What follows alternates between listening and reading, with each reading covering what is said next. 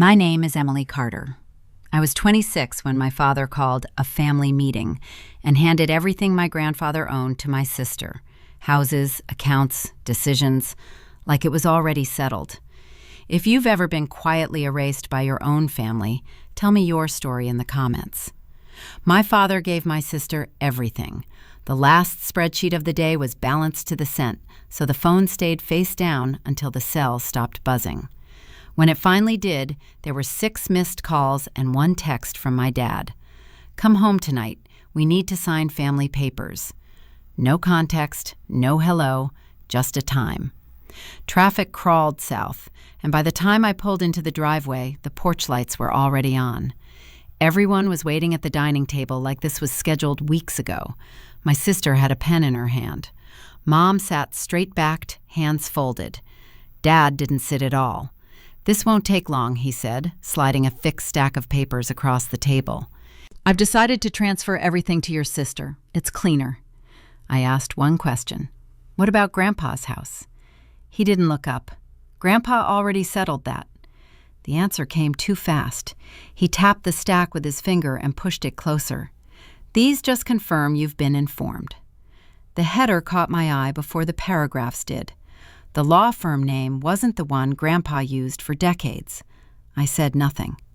Dad kept talking about stability and responsibility, words he liked because they sounded neutral. "There's a 72-hour window," he added, checking his watch. "We need this done." My sister signed without pausing, like she was approving a takeout order. Mom's eyes stayed on the table. Dad glanced at the ceiling and said, almost offhand, "Security cameras down, by the way. Maintenance thing." The printer coughed when Dad tried to make me a copy. Paper jam. He smiled at it. "This is just paperwork." I asked for time to read. "There isn't any," he said, leaning closer. The watch again, not at me. "I'm not signing tonight," I said, standing up. Dad's voice sharpened. "Don't make this difficult." My phone vibrated as I stepped away from the table. An email preview filled the screen before I even opened it. Subject line, "Authorized Representative Update." The sender was our bank. I stopped walking, thumb hovering, while Dad called my name from behind me. "Emily," he said, softer now. "Sit down." I didn't. The email loaded. A form letter, polite and final, confirming the change effective immediately. Dad cleared his throat behind me. "It's temporary," he said. "Administrative." I turned the phone so he could see the timestamp. He nodded like that settled something. "We'll talk tomorrow," Mom said, standing at last. My sister gathered the signed pages into a neat pile and slid the pen back into its slot. "Do you need a ride?" she asked, already looking past me. The printer whirred again. Empty this time. Dad reached to unplug it, then stopped. "We're on a deadline," he said, checking his watch, then the door, as if someone might knock.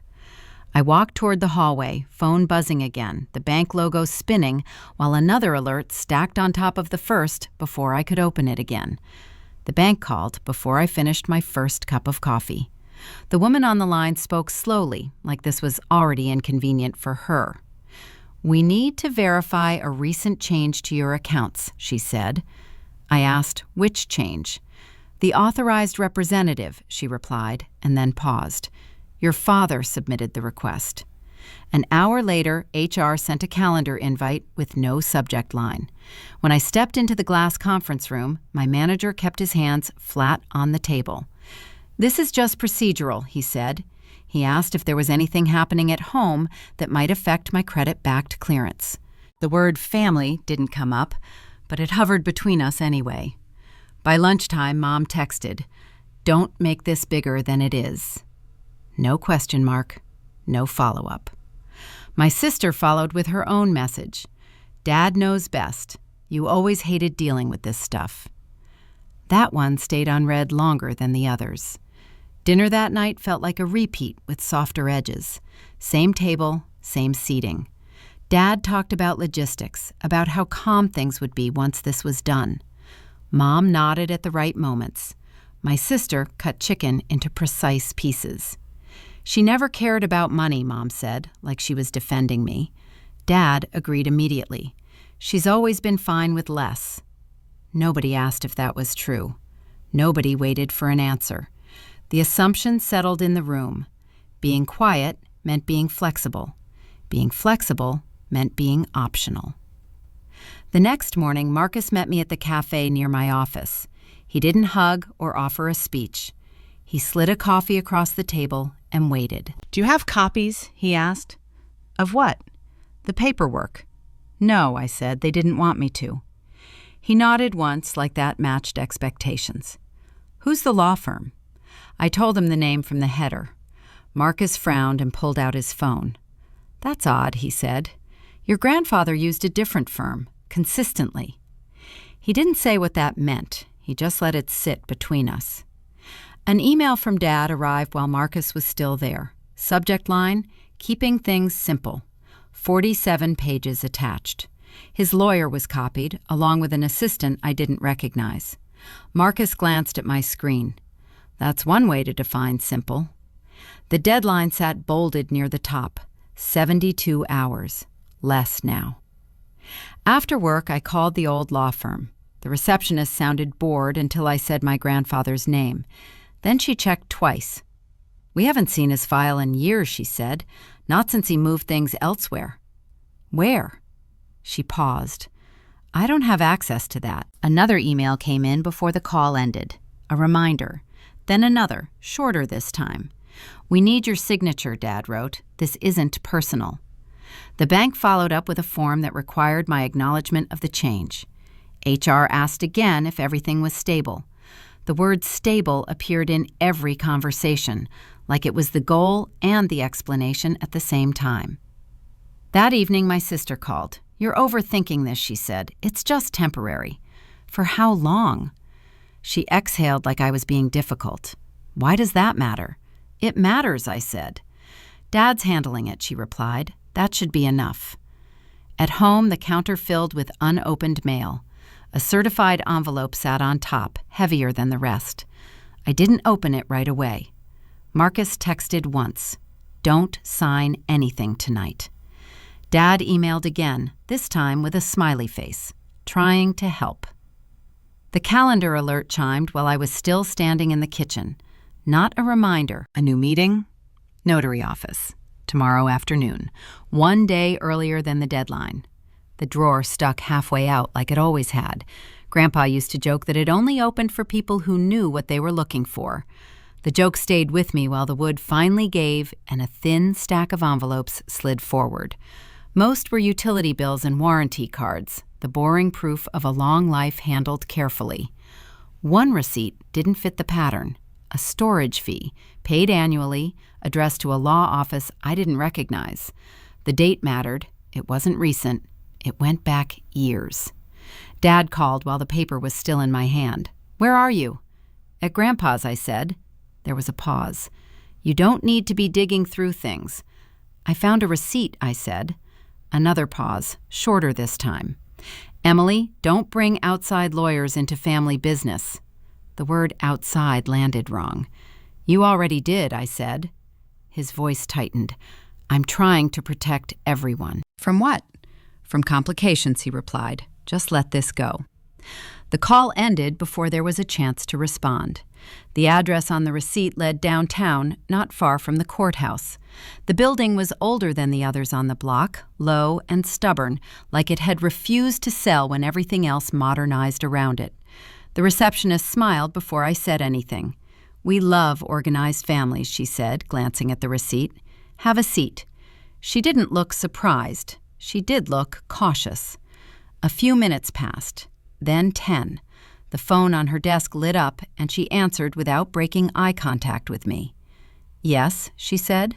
"I understand." When she hung up, the smile returned, thinner now. "Your father already called," she said. "He asked us to pause any searches." "I'm requesting my grandfather's file," I said. She nodded, fingers hovering over the keyboard. "I can tell you what's public." That turned out to be more than Dad wanted. The screen angled just enough for the top page to show. A temporary power of attorney, Robert Carter. Effective date clearly printed. Signature at the bottom. It looked like Grandpa's name. It didn't look like his hand. He'd always signed slowly, carefully, even when his hands shook. This signature rushed downhill, letters pressed too close together, like someone trying to finish before being interrupted. "Who notarized it?" I asked. The receptionist hesitated, then scrolled. "Same name as on the receipt," she said. "Same day." The date lined up with a memory I hadn't needed until now. A hospital bracelet. A long afternoon in a waiting room with bad coffee and worse news. "That was a hospital day," I said. She didn't answer. She didn't need to. The door behind me opened. Shoes crossed tile without hurrying. A familiar weight settled into the space beside the counter. "We're done here," Dad said, placing his hand flat on the desk. His ring tapped once, sharp and controlled. The receptionist froze. "Sir, you've already said enough," he continued. "This is inappropriate." I didn't turn around. "You changed lawyers before you changed the will," I said. Silence stretched long enough to matter. Dad laughed once, not kindly. "You always read too much into things." The receptionist cleared her throat. "I'll step away," she said. Dad leaned closer. "You think this proves something?" "It proves timing," I said. "It proves nothing," he replied, "and you're making it worse." His phone buzzed. He checked it immediately. "We have a notary appointment tomorrow," he said. "You'll be there." "I won't," I said. He smiled without warmth. "You don't get to decide that." The receptionist returned, hands empty. "I'm sorry," she said. "We can't proceed." Dad nodded like this had been settled all along.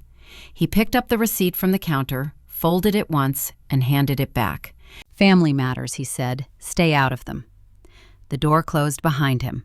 The receptionist watched it for a moment, then slid a business card toward me. "For your records," she said quietly. The card had a name and a number written on the back, ink pressed hard enough to leave an imprint. The freeze hit before the paycheck did. Payroll sent a short email that morning, the kind written by someone who didn't want follow-up questions.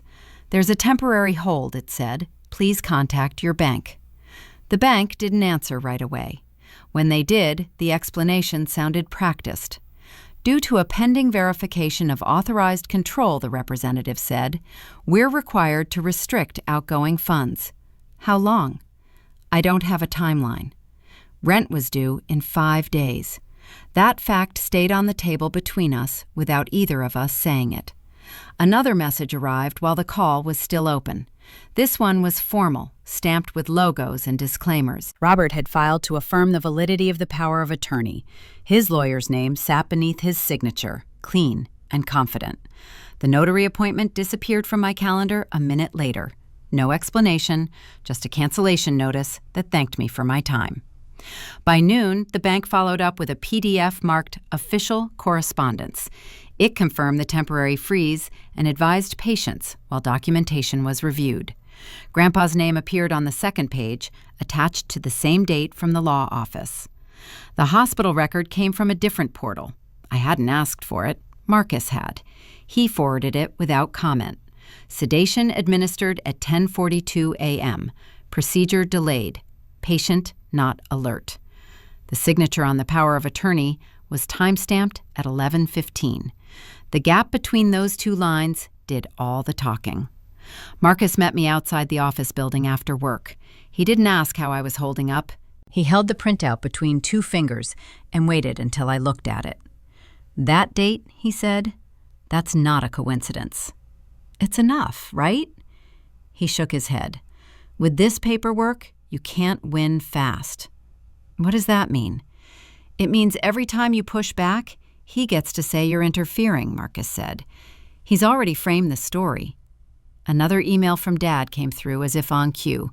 "Please stop escalating," it read. "This is becoming unnecessary." A second message followed, this one copied to the family lawyer. "We're proceeding as advised."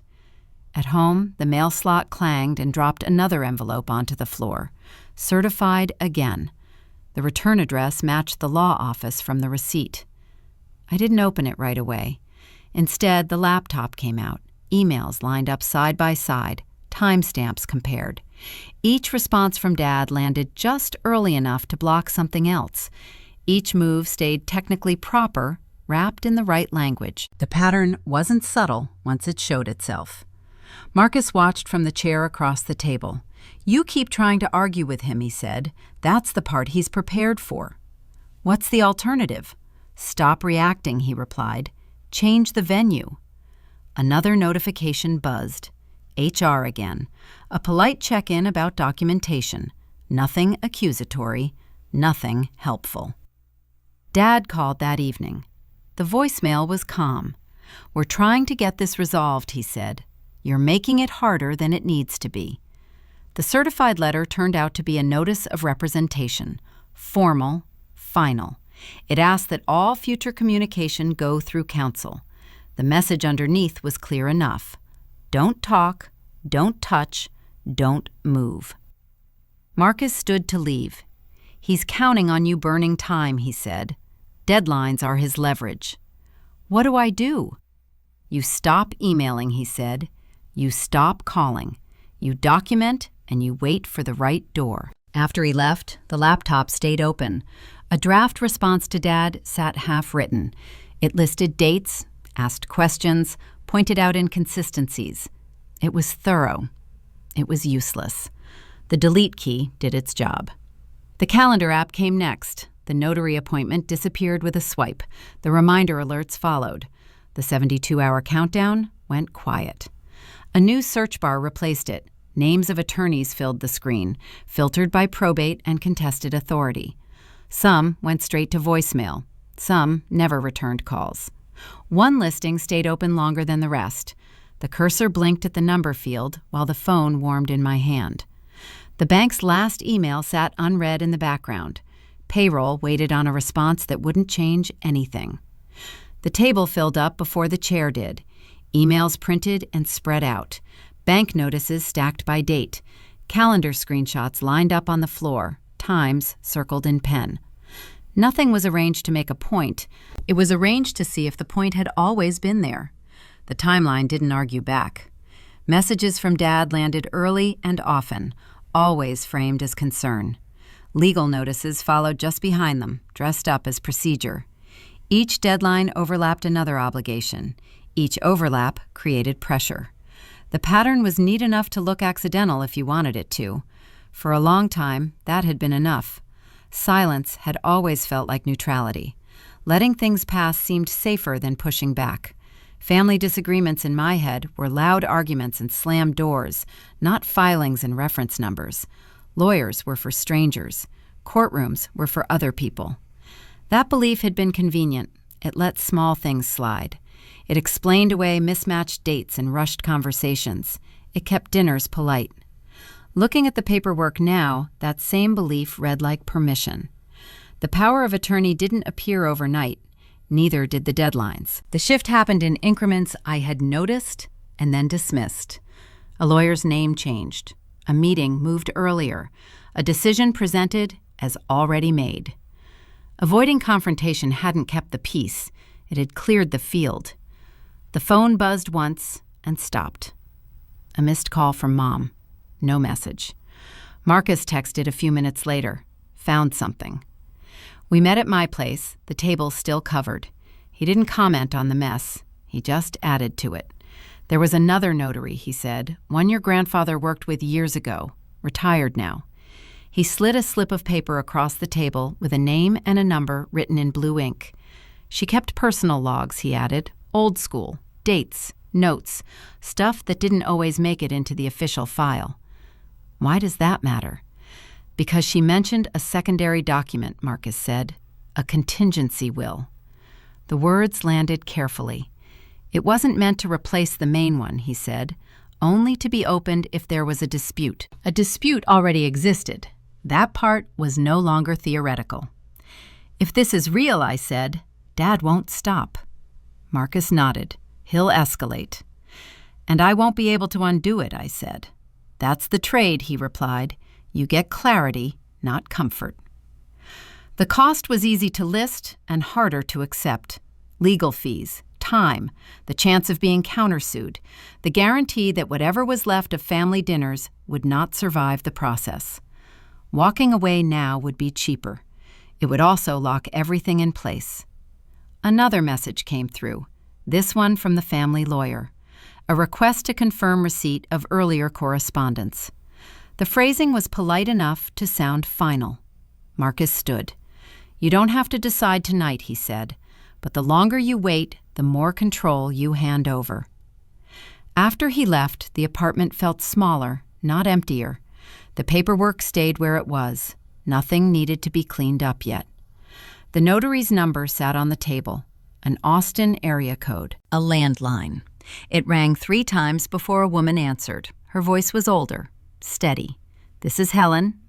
"My name is Emily Carter," I said. "I'm calling about my grandfather." There was a pause, paper shifting on the other end. "I remember him," she said. "What do you need?" "A meeting," I said, "as soon as possible." Another pause. "Tomorrow morning," she said, 7. "Thank you," I said. The call ended without questions. Next came the email, a new draft, shorter this time. No accusations, just a request for representation and a summary attached. The cursor blinked at the end of the sentence. This was the line I'd been avoiding. Hitting send meant the story would leave the family inbox and enter a system that didn't care about intentions. It meant dates would matter more than tone. It meant Dad wouldn't be able to say this was a misunderstanding. The phone buzzed again. Another reminder from the bank. Another notice that didn't need a reply. The draft email stayed open. The attachment finished uploading.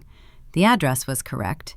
My finger hovered over the trackpad, stopped for a moment, then pressed down as the message sent and the calendar updated with a new entry for 7 a.m., while the sent confirmation slid into place and the screen refreshed around it. Helen's kitchen table was smaller than mine, but it held more history. A spiral notebook sat between us, its cover bent at the corners, pages thick with dates written in careful handwriting. She didn't open it right away. "Before we start," she said, "you should know I don't remember everything." "That's fine," I said. She studied me for a second, then turned the notebook toward herself and flipped to a marked page. "Your grandfather came in worried," she said. "Not about his health, about money moving without him." The words landed without drama. She pointed to a line. "He asked me to document a secondary will, not to replace the first, to sit next to it." "For when?" "For if someone tried to use his property while he was still alive," Helen said. "He didn't name names." She slid another page forward. Loan references, dates, property identifiers. The amounts were larger than expected. Not personal spending. Leverage. My attorney joined the call an hour later and didn't waste time. "These properties were pledged," she said, "as collateral." "For who?" "For Robert," she said. "Not recently. This goes back years." The picture sharpened. The urgency, the 72-hour deadline, the rushed signatures. None of it had been about family balance. It had been about refinancing. The lawyer continued. "When your grandfather's condition declined, those loans became unstable. Control of the assets would stabilize them." "And the power of attorney," I said. "Was the mechanism," she replied. The notebook closed softly. We left Helen's house with copies and permissions. The drive back took longer than it should have. Calls came in without messages, texts stacked up without questions. By the time I got home, a formal notice waited in my inbox. Robert had filed an emergency motion. "Interference with estate administration," the heading read. My attorney called 10 minutes later. "He's accusing you of obstructing access," she said. "It's aggressive." "What does that do?" "It freezes parts of discovery," she said. "Temporarily." Another call came through before the sentence finished. Helen this time. "I've been thinking," she said. "I might not be as certain about some of the dates." Her voice sounded careful now. "What changed?" "There was a call," she said, "from Robert." That explained the timing. When the affidavit arrived later that day, it read softer than her notebook. Memory gaps, uncertainty, no definitive statements. The attorney didn't sugarcoat it. "This weakens the immediate case," she said. Does it end it? No, she said, but it slows you down. I wrote everything down: call times, sender IDs, who contacted whom and when. Patterns mattered more than reactions now. Robert emailed that evening. "This has gone too far," he wrote. "You're putting the family at risk." The lawyer followed up with a longer message outlining boundaries and consequences. It was written to be forwarded. The next notice came from the bank, referencing the same loans Helen had pointed to. Different language, same underlying pressure. The pieces aligned whether anyone wanted them to or not. Another call with my attorney closed the day. "He's confident," she said. "That usually means he thinks the forum favors him." "What forum?" "The county legal conference room," she said. "They've moved the family meeting there." "When?" "End of the week." The shift was strategic, neutral ground, procedural weight, a place where paperwork spoke louder than history. "He thinks that's home court," she added. The calendar updated itself. Location changed, time fixed. Messages from my sister stopped entirely. Mom sent one line: "Please don't do this." No question mark, no details. I forwarded the notice to my attorney and waited for instructions. "They want everything centralized," she said, which means we show up prepared. The meeting invite sat open on the screen, Robert's name listed as organizer, his lawyer copied on every line. I closed the window and opened a new document. Dates, loans, transfers, names repeated across pages. The structure behind the chaos was visible now. The phone buzzed again. Unknown number. "Emily," Robert said when I answered, "you don't understand what you're risking." "I understand the loans," I said. Silence stretched long enough to matter. "We'll talk at the meeting," he said, and hung up. The attorney texted seconds later. "They've confirmed the venue, county office. Bring everything." The county conference room smelled like paper and sanitizer. Long table, neutral walls. Everyone arrived early, which felt deliberate. Robert sat near the center, jacket folded over the chair, a stack of documents aligned in front of him. My sister chose the seat beside Mom. Neither looked up when I walked in. The bank representative arrived last, briefcase in hand. 2 lawyers followed, one for Robert, one for me. No greetings lingered. Chairs scraped, laptops opened. The county clerk cleared her throat. "We're here under a disputed inheritance review," she said. "Let's proceed efficiently." Robert's lawyer started. "My client has acted within his authority." My attorney raised a hand.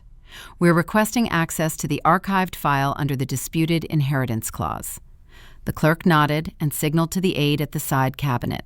Folders moved onto the table, thick, labeled, untouched by any of us until now. The independent attorney slid one forward. "This is the secondary will," she said, "prepared at the request of the decedent. Continuous.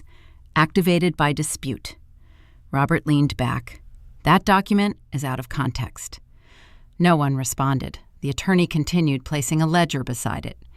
"These are transaction logs tied to the properties in question." Robert shook his head. Those were temporary measures. Silence held. My hands stayed folded. Nothing needed adding. The bank representative adjusted his glasses. "These properties were pledged as collateral," he said, "without the owner's consent." Robert turned toward him. "That's not accurate." The representative opened his folder. "Our records show otherwise." Pages turned, dates aligned, loan numbers matched. Robert's lawyer interjected. "There's no proof intent was malicious." "That's not the standard," the clerk said. "Authority is." My attorney slid the power of attorney across the table. Signed while the principal was sedated. Robert's jaw tightened. "That's speculation." The bank representative looked up. "The timing corresponds with a loan renewal deadline." The room stayed still. Robert straightened his papers, then pushed them closer to the clerk. "This simplifies things," he said. The bank lawyer reached over and collected them instead. "This simplifies things," he echoed, stacking them neatly. My sister shifted in her chair. Mom stared at the table. The clerk reviewed the documents, then spoke. Effective immediately, authority is suspended pending further review. Robert stood. You can't do that. The clerk didn't look up. It's done. A form slid across the table toward the bank representative. He signed without comment. Robert's lawyer whispered something. Robert waved him off. This is a mistake, Robert said. You're overcorrecting. The independent attorney closed the folder. The assets are frozen, she said. No further action without court approval. Robert remained standing. No one offered him a seat. The clerk gathered the files. You'll receive formal notice, she said. This meeting is concluded. Chairs moved again. Laptops closed. The bank representative packed his briefcase. Robert stayed where he was, hands on the table. We're not finished, he said. No one answered. My attorney touched my arm. Let's go. As we walked toward the door, the clerk called out, Emily? I turned. Next steps will be scheduled, she said. You'll be notified. Outside the room, voices picked up. Robert's lawyer spoke urgently. Mom called my name once, then stopped. The hallway stretched longer than expected. The elevator light blinked red, then green. My phone vibrated. A notification from the bank. Asset freeze confirmed. Reference number attached. The bank lobby had too many chairs for how few people were sitting in them. Robert chose one near the wall, hands folded, jacket still on. A loan officer spoke to someone else at the counter, voice low, careful. No one asked Robert a question. The notice went out that morning. Loan recalled. Assets under review. Authority revoked. The language was firm and neutral, like the decision belonged to a system, not a room full of people who had watched it happen. Mom stood a few steps away, purse held tight against her side. She didn't look at Robert. She didn't look at me either. The loan officer finally approached. We'll be in touch, she said to Robert. Then she turned to me. You can follow me. Robert shifted, like he might stand, then didn't. The chair creaked under him. No one waited. The paperwork took less time than expected. Once authority was gone, the rest was administrative. Forms verified, names corrected. The secondary will was logged and activated. Grandpa's house and accounts were restored to the structure he had intended, minus the debt that had been quietly attached to them. A clerk slid the final page forward. Sign here, she said. The pen felt lighter than the others had. When it clicked back into place, the clerk gathered the pages and nodded once. That completes it, she said. Outside, Mom caught up with me near the doors. I didn't know, she said. I know, I replied. Her hand hovered, then dropped. He didn't mean, I'm not doing this, I said. Not now. She nodded, once, sharp, like agreement hurt less than arguing. Robert didn't look up when we passed him again. His phone buzzed. He silenced it without checking. The calls came later, one from my sister asking what would happen next, one from an aunt who hadn't spoken to me in years, suddenly interested in clarity. None of them got long answers. I didn't pursue anything further. No statements, no demands. The lawyers handled what remained. The rest wasn't mine to manage. By the end of the week, every old authorization was canceled. Emergency contacts updated. Access lists trimmed down to names that hadn't tried to move money or deadlines. The new apartment was smaller and closer to work. Boxes stacked neatly. No family photos on the walls, yet. The lease was in my name only. Marcus stopped by once, carrying takeout and a folder. Final copies, he said. I saved them to the laptop, then created a new folder. It needed a label. Family Event Austin, I typed. Marcus raised an eyebrow. Accurate. The files disappeared into it, tucked away like something that had already happened and didn't need retelling. The last thing to move was the spare key to my dad's house. It sat on the counter longer than the rest, metal dulled from years of being carried just in case. There was one final message from Robert. This didn't have to go this way. I didn't reply. The drive across town took longer than expected. Traffic backed up near the river. Construction cones narrowed lanes. The city kept moving around things it didn't want to stop for.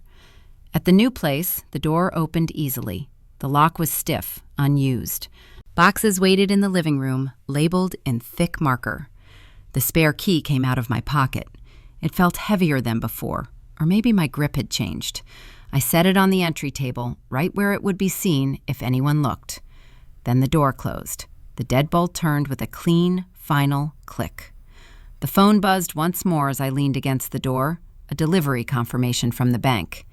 Everything settled, everything active. I slid the phone into my pocket, turned off the light, and stood there for a moment with my hands still on the lock before letting go and walking further into the apartment while the city noise stayed outside and the key remained where I'd left it, untouched.